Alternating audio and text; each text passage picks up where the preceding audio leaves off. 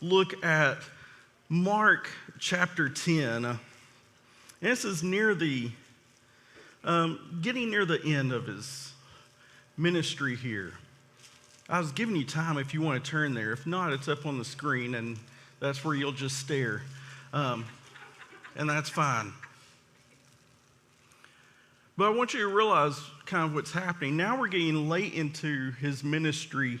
In fact, the very next chapter, chapter 11, Jesus is going to enter in to Jerusalem, riding the donkey. It's Palm Sunday. That's where chapter 11 starts. So from 11 through the rest of Mark, which is 16 chapters, it is that final week and the death of Christ and the resurrection. So this is the last bit right here before he enters into Jerusalem for that last week. And in Mark chapter 10, they're on their way now to Jerusalem. And it says in verse 46, then they reached Jericho. And as his disciples left town, as Jesus and his disciples left town, a large crowd followed him. A blind beggar named Bartimaeus, son of Timaeus, was sitting beside the road. When Bartimaeus heard that Jesus of Nazareth was nearby, he began to shout, Jesus, son of David, have mercy on me. Yeah. And watch the response. Be quiet. Many of the people yelled at him. Yeah. I think that's funny. They're yelling at him, telling him to be quiet. Don't you just love when somebody raises your voice to you, telling you need to be quiet? Yeah. Just throw that in there for you.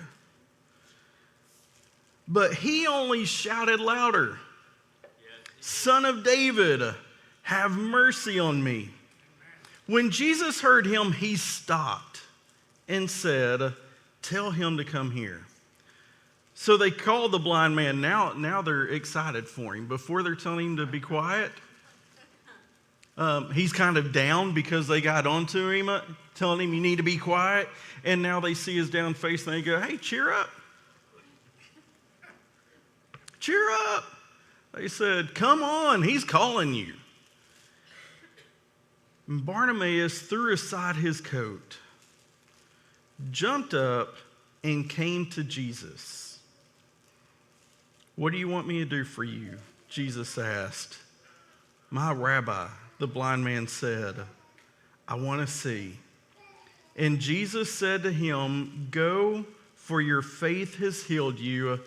Instantly, the man could see, and he followed Jesus down the road. Yeah.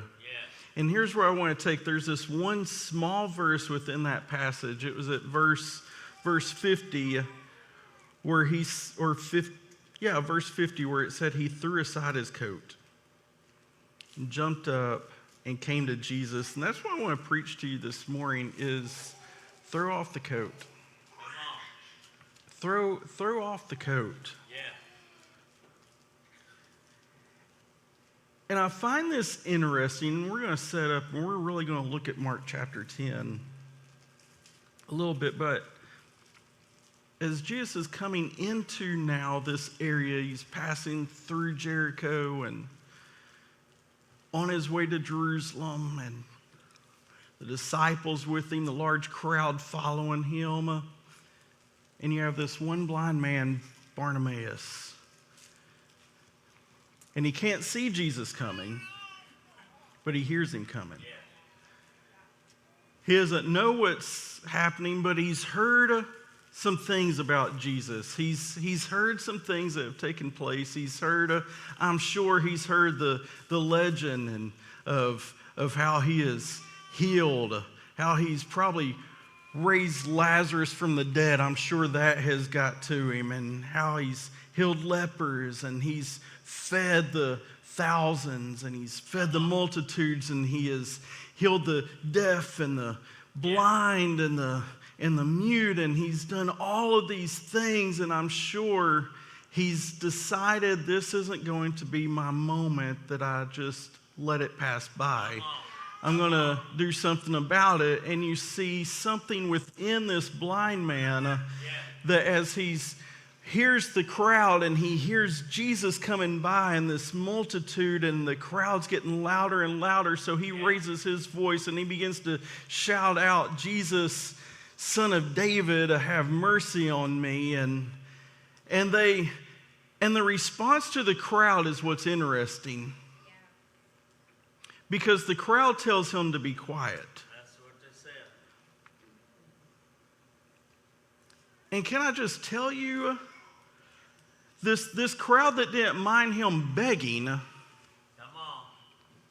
is mad at him for crying out to Jesus. Yeah. And the enemy's fine with you begging, Come on. as long as you're not begging for God. Come on. That's right.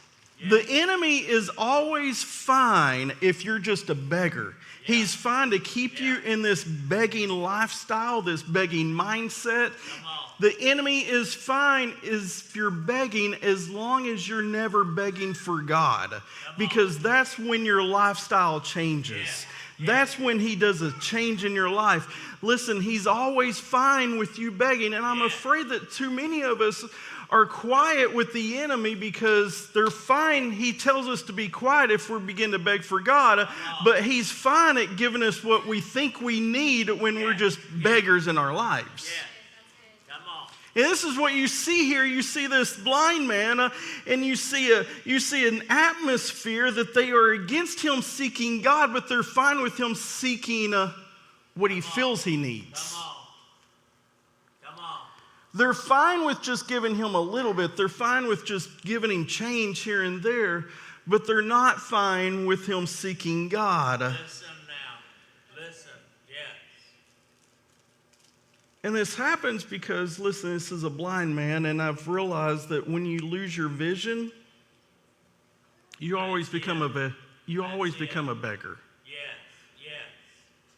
Whenever you lose your vision, you become a beggar. Yeah. Let me put it this way: blindness, it always leads to dependency. Look, Yeah. have you ever noticed, especially as a kid, storm hits, if the lights go out and it's dark outside already and it's pitch black, what's the first thing you do? Mom! I mean, you're yelling. Because a lack of vision always leads to dependency on somebody else. Yeah. Whenever you lose your vision, Come on. you instantly become a beggar mindset that is depending upon somebody else to help meet your needs, to supply your needs, and you find yourself looking for other areas that will help you in this part.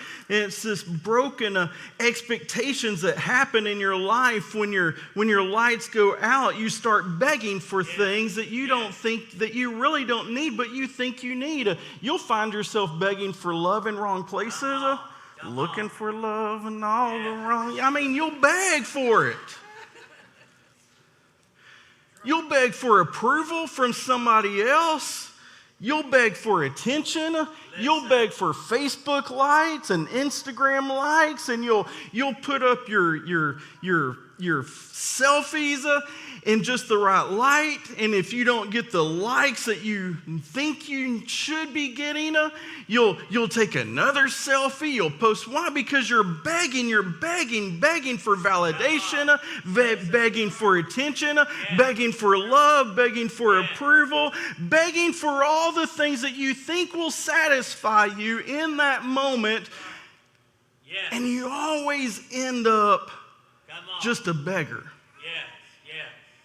dependent. Listen now. And I know that you can think, well, hey, this is blind Bartimaeus. I'm all right. Come on. But if you look at Mark chapter 10, he's ending, Jesus is wanting to do something not just in Bartimaeus' life, Jesus is wanting to do something in the disciples' lives. Yeah. Because in Mark chapter 10, the disciples have gotten a little too big for their britches. Uh-oh. Has Has that ever happened to you? I mean, if you look at, Like, yeah, I have, a matter of fact, gotten too big for my britches. Yeah. Uh-oh.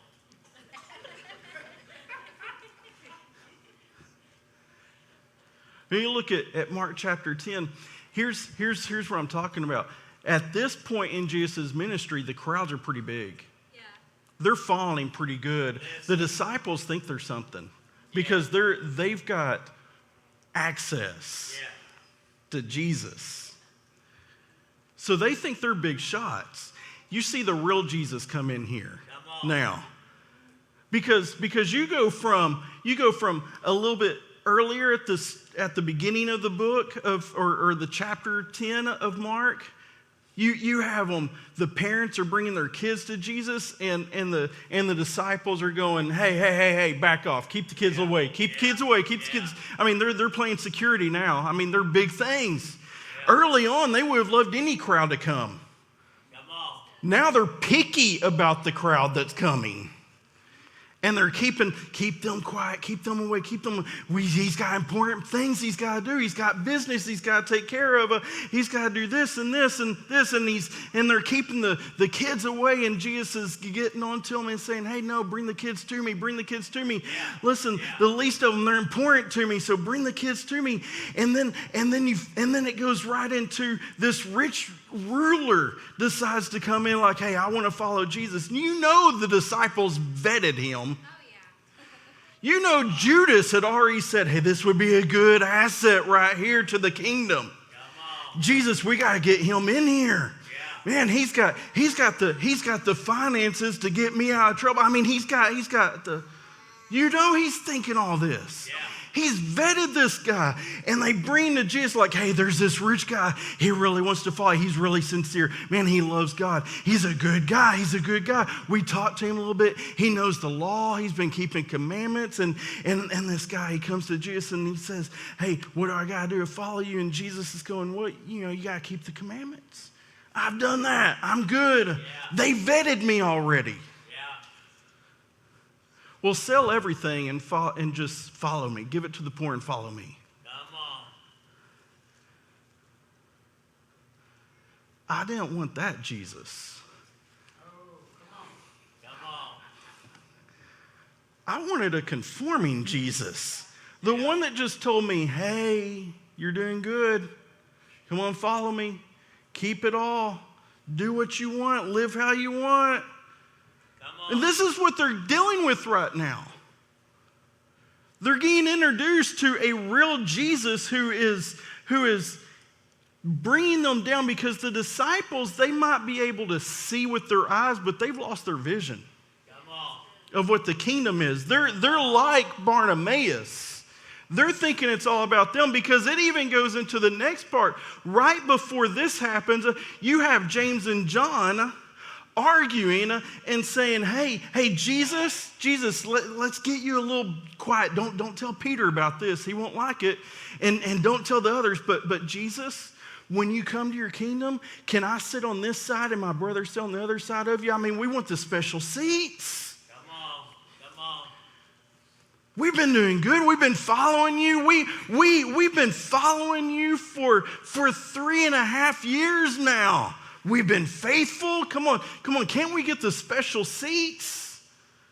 See, what's happened is now Jesus goes right into this after telling them, look, if you want to be great, if you want to be the most, you've got to be a servant. That's what the kingdom is about, is serving. And if you want this, you've got to get into an attitude of serving. He's realigning them to vision of what the kingdom is all about. And now he's bringing them in to this area, and he's going to use Bartimaeus as a visual illustration of what it is like and what you have turned into as a blind disciple following me without vision in your life, and you've turned into a beggar. John, James, you're begging for validation, you're begging for status, you're begging for this, you're begging. This is what we turn into. It happens in the church even, that we beg for things that we shouldn't be begging for.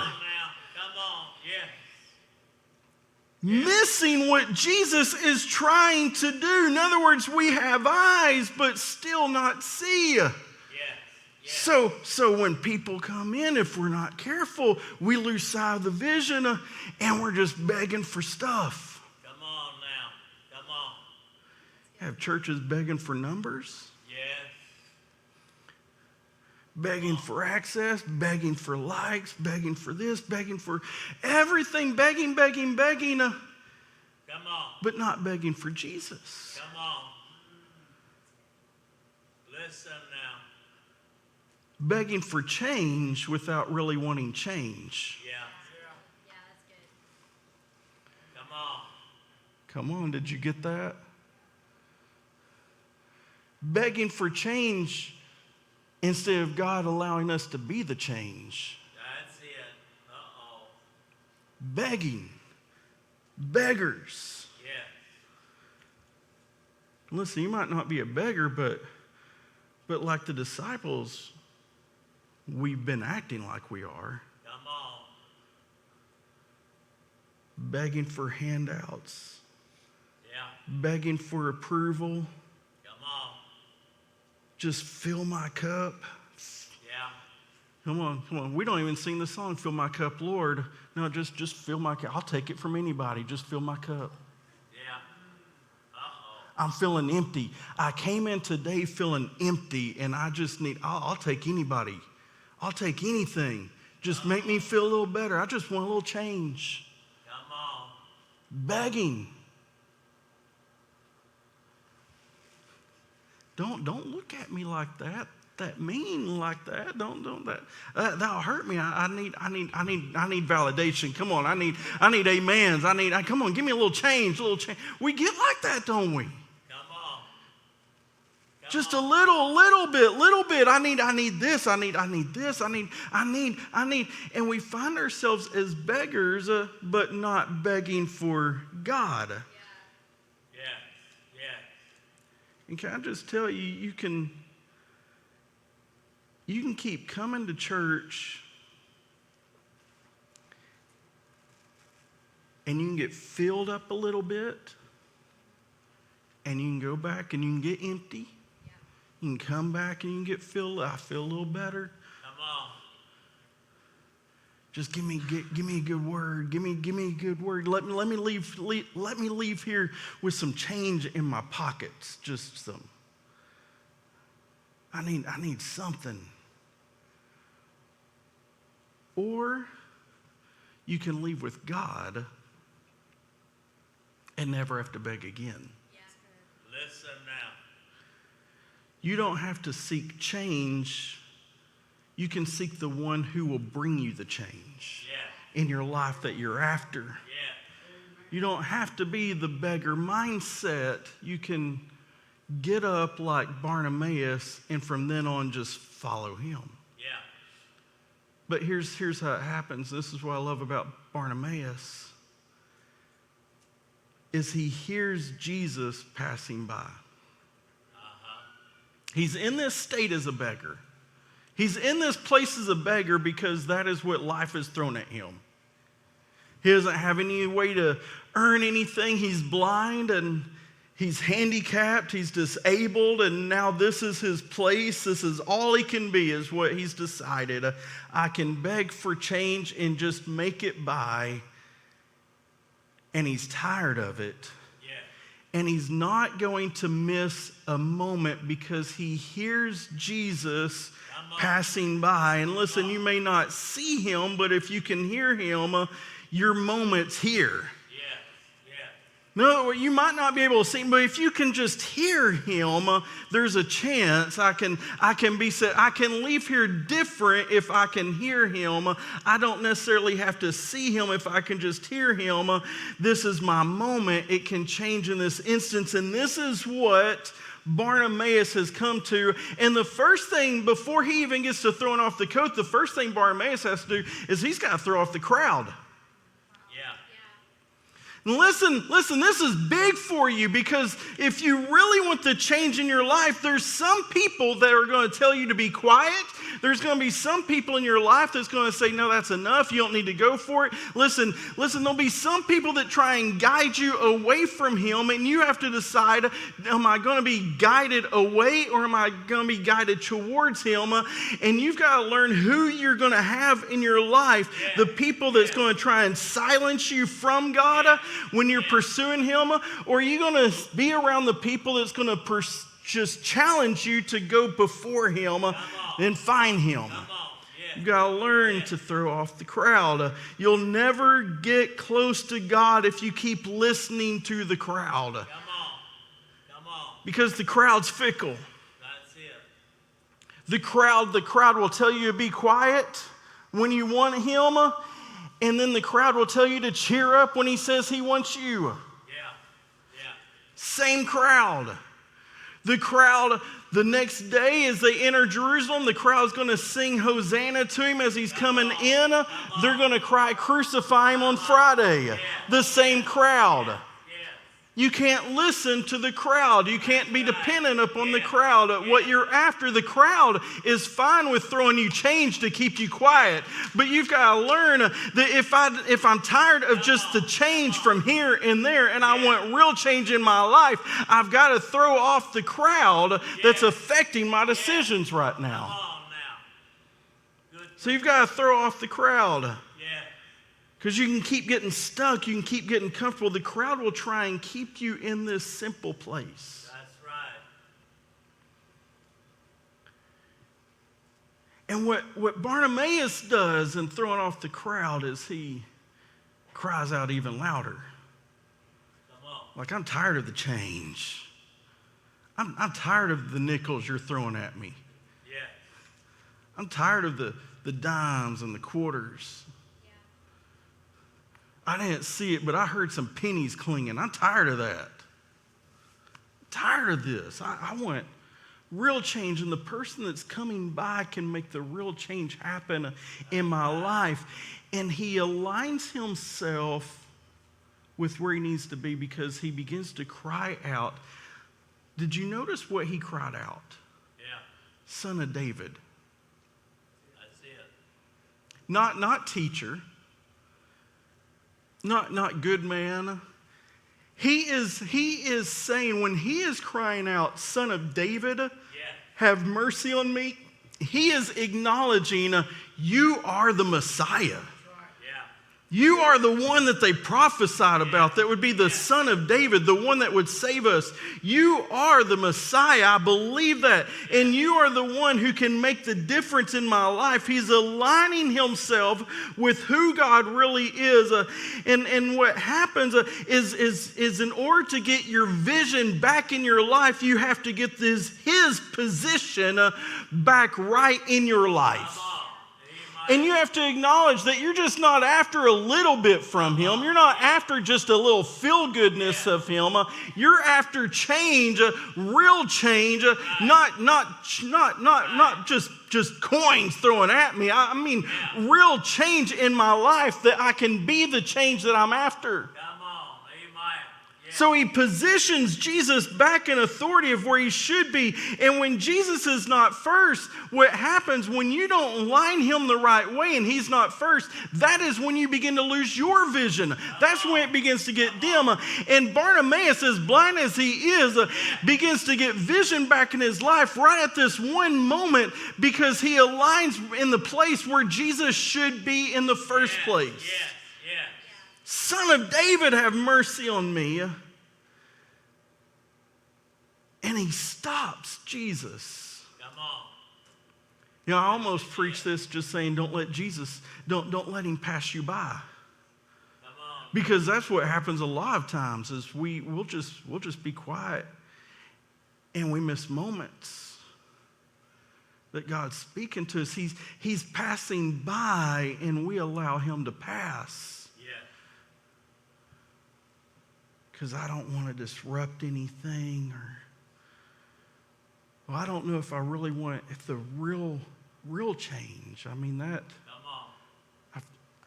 as bad as it is being a beggar, I've gotten comfortable with it.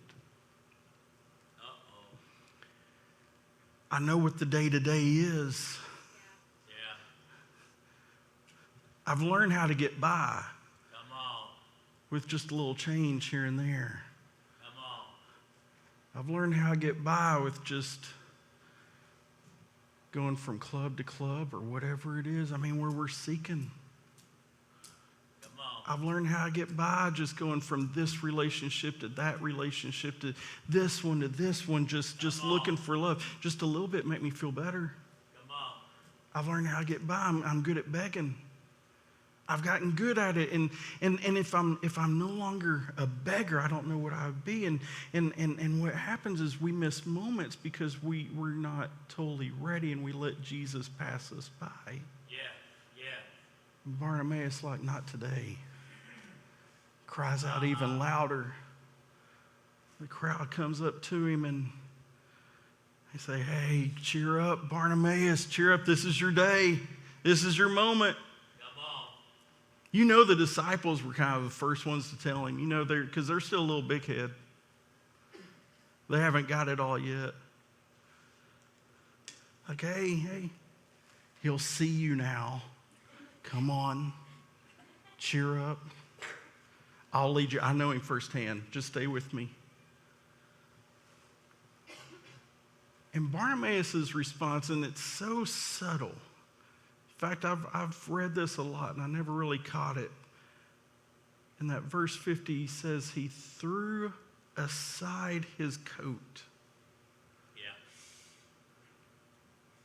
Jumped up. Come on. And came to Jesus. Yeah. Threw aside his coat. Yeah. Now, I had to study that a little bit. And that coat, what it would have been, for him to throw this coat aside, this wasn't just any coat. This would have been, the Romans did something kind of good. Maybe not, maybe. But in order to identify a real beggar from a fraud, government issued a coat, a beggar's coat. Bartimaeus, this coat he threw aside before he could see. The coat he was throwing aside was his beggar's coat that was given to him by the government that said, this is an official beggar. It is fine to give him money. It would be a way of for you just going around that you would be able to tell, no, you're a fake. I can tell. I can spot a fake coat. You're just playing. Here's a real dependent. This is a real beggar. I can give him some change and feel good about it. He was issued this coat. He was throwing off his identity now as a beggar before he ever could see just the words of hearing, Jesus is ready to see you now. Why don't you come here? He throws aside his identity saying, this is no longer going to be who I am. I'm stepping out in a faith of Jesus Christ. I'm tired of change. I'm ready for change. I'm tired of just getting a little bit here and there to get me by. I'm throwing aside my identity of who I've been as a beggar, as a blind man, as someone that's just seeking this and this and this and this and this from everybody else, and I'm throwing it aside, and my identity is now going to be in Christ. He's taking off his identity and throwing it aside to serve the one that he's after now more than anything. Come on. See, this is powerful. This is powerful. And if you want change in your life, you've got to be willing to throw off your identity of who the enemy has said you are. Amen. If you want the real change in your life, you've got to be able to throw off the labels that others put on you, the failures that others put on you, the brokenness that others put on you, all of the insecurities that you might have, all these identities that have been wrapped up in you. You've got to be willing to throw it off if you're going to seek him and walk in his identity. Because I can't be a beggar and a follower of Christ. That's it. It's just not going to happen. I can't be the beggar and follow him, I have to throw aside my identity of what I have been if I'm going to follow him. Yeah. See, you may have been certified by some others, but it's time to take on the certification of Jesus Christ, that he says, no, you're a child of the King. You're a child of the Most High God. You've been adopted into the family. You are not who you were before. You are now someone new. Come on. You have a new identity in him. Yeah. And you don't have to wear what the world put on you. That's right. Yeah. And it's your decision whether you throw it off or not. Yes, it is.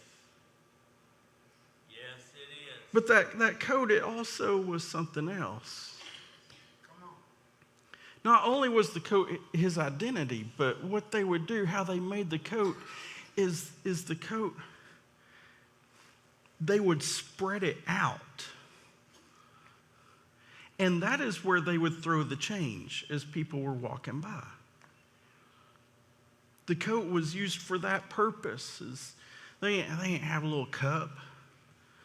Be kind of cool if they did, clinging around. I know that's kind of what we picture, but instead, that coat that was issued by the government, it was not only their identity, but the coat became their dependency.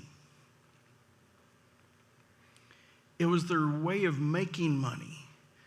It was the way of getting by. It was the way of just getting enough, and they would lay it out on the ground, and as people walked by, they would throw their change at them. And for Bartimaeus to throw aside his coat, not only is he throwing aside his identity, he's throwing away his dependency on others.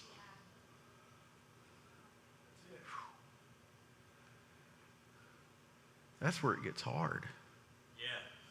Because that's where the life as a beggar hits home. That's where in my own life or in our lives, if we're not careful, Come on. I'll seek validation from others more than I'll seek validation from God. Listen now. Listen now. And what others think of me becomes more important sometimes than what he thinks of me. Yeah. And I've been dependent upon others to fill emptinesses in my life. Come on.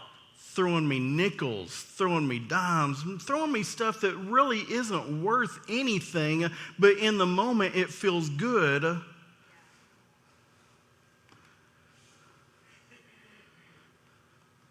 This is where it's hard to do the right thing sometimes, because the right thing might not get me the change I'm after. Yeah. The good feeling that I'm after. Come on. I want to be recognized. I want to be. This is where it's hitting home for the disciples right now. Yeah. But God, he just threw that aside. I want to follow you and still have the status. Come on. I want to follow and get the validation. I want to follow you and get the recognition. I want to follow you and get the seats. Yeah. Can I have both? Can I still get the nickels from people? And where I feel good? Can I get both? No. And this blind man, Bartimaeus, at a moment when he throws off the coat, throwing off his identity, throwing off his dependency, saying, I'm not dependent upon anything. This is my moment. Yeah. I'm not letting this pass by. This is my moment. And I know if I can just see the Son of David, the Messiah, I won't be dependent upon change, because the change will come in me. So I'm not going to be seeking this anymore. So I'm not dependent upon them. I'm dependent upon him. And this is where he's at this moment. He throws aside the coat. Ready for God to fill his life. Yeah. I want our worship team to come up. So I want you to realize, listen, God isn't just trying to give you change. He's making you change.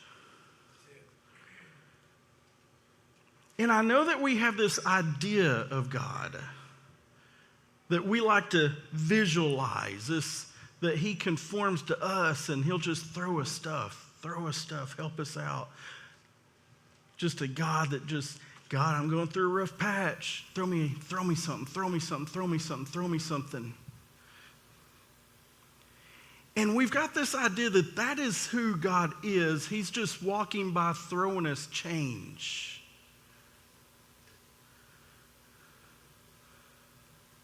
But that's not the real God. Yeah. That's not the real Jesus. He's not here to throw you change. He's here to make you change. That's it. Yeah. He's here to make you the change in the world. Come on. He's here not to just throw you change, but to make you the change in the world that he's after. And here's how it happens. Listen, if blind Bartimaeus, who couldn't see, was able to not miss his moment, throw it all off for him, Yeah. get healed, see, and from then on follow him. Yeah. And you know he followed him for the rest of his life. We know his name. All right, Mark wrote the gospel 30 years or so after the death of Christ and the resurrection. Bartimaeus stuck out.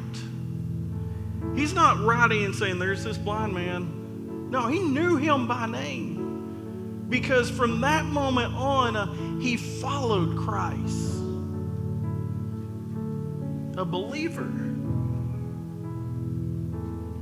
And here's how it happened. This is so powerful. Listen. He might not have saw him, but he heard him. He might not have saw Jesus before. He didn't see the crowd. He couldn't see, but he could hear. Yeah. And the enemy will do his best to stop you by changing what you can see. But here's one thing I've learned the enemy can't do. The enemy can't stop you from hearing. Yeah. And here's the big thing. My faith doesn't come by seeing. Come on. I agree. Yeah. But my faith comes by hearing. And hearing the word of God. My faith comes by hearing. And this morning you might have come here blind, but you can hear something. You can hear the word of God just coming out. And you can hear a God that's loving you, a God that's after you, a God that's willing to stop for you, a God that's willing to say, look, I'll throw off your identity. Just throw it off. I'll give you a new identity. I'll give you a new name. I'll give you a new passion. I'll give you a new purpose. I'll give you new vision. I'll give you all this. You can hear God speaking to you. And now's the moment. Listen, your faith can rise up, not by what you're seeing, but by what you're hearing from a God who loves you more than anything. This is your moment. How are you going to respond? Are you going to let him pass you by? Are you going to shout even more and say, I'm ready for change now? That only comes from you. Not from somebody else, not from this one, not from that one. God, I want the change from you in my life. Tired of being a beggar.